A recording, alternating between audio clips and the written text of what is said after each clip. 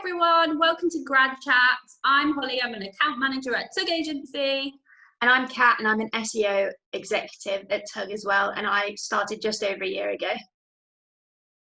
So we put this series together because we know that it's a really difficult time for grads right now, with the job market and with basically just knowing how to kind of apply for jobs and getting expert advice from other graduates. So Kat's joined us and we're going to ask her a few questions that will hopefully help prepare you for applying for degree jobs in marketing, graduate degree jobs in marketing, I mean.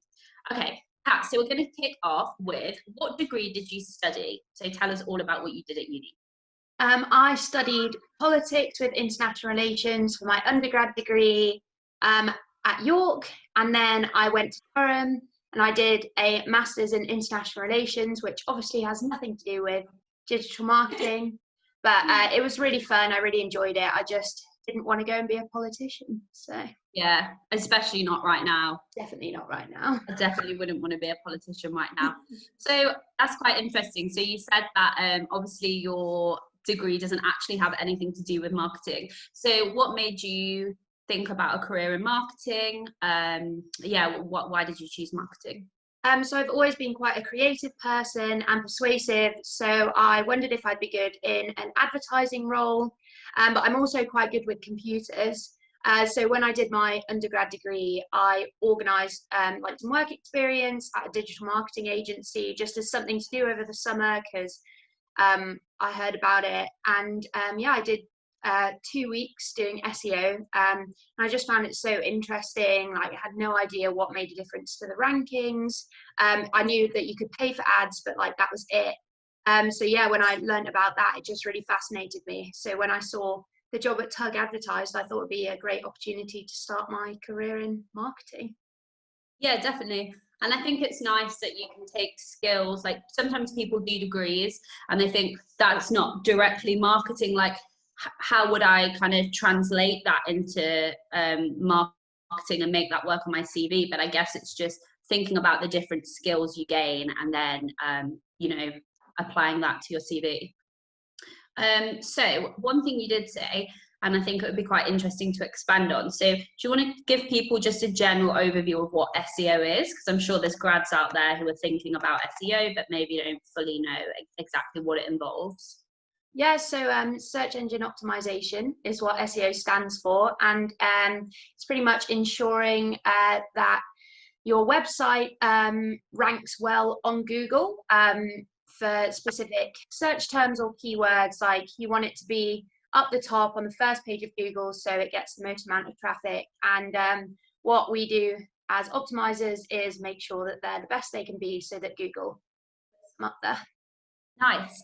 And what does your kind of your day look like, your day in working in SEO? What brands do you work on? What are kind of the key responsibilities of your job? Creating ranking reports to track the position of clients, doing featured snippet research, making recommendations to capture those, and other things like optimizing blog content. That's my day. Nice. That sounds very interesting, very varied. Okay, so another question we've got is, what skills are important to a role in SEO aside? Sorry, I've lost the question. It says, what skills are important in your role aside from having a degree? So I think my role requires good communication and people skills. So doing outreach, I have to talk to quite a lot of different people, and I need to convey what I want concisely, but also in a friendly manner.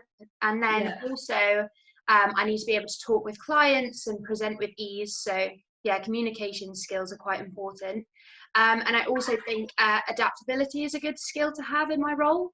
So you might start the day thinking you're going to do one thing, and then a more urgent task comes up. So you have to be able to be flexible and just get on with that. And then also just organization is key, because it ensures that when you're working on lots of different clients, you never miss something or let something slip.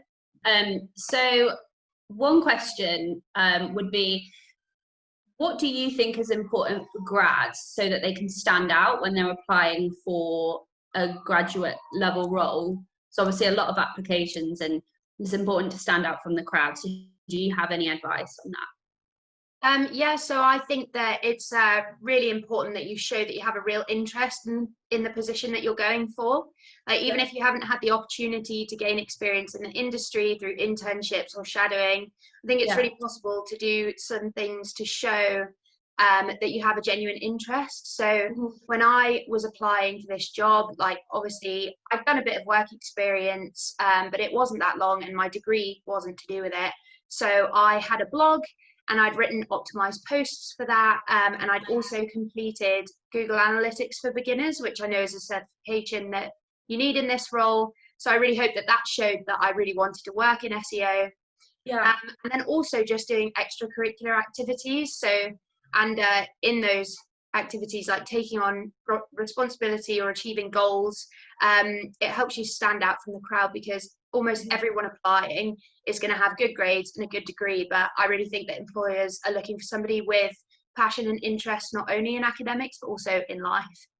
Yeah, I think that's such a good answer. And also, I think it's good, like the examples that you've given are things, you know, you said you didn't have that much internship experience. And I guess for some people that go to uni, they have to work a paid job to support themselves through university, and they don't have the opportunity to kind of go and work for free in some of these ad agencies or do free or voluntary internships. So doing something like writing a blog in your spare time or doing like a training course is an amazing way, I guess, to stand out, but without having to have that free experience or voluntary experience.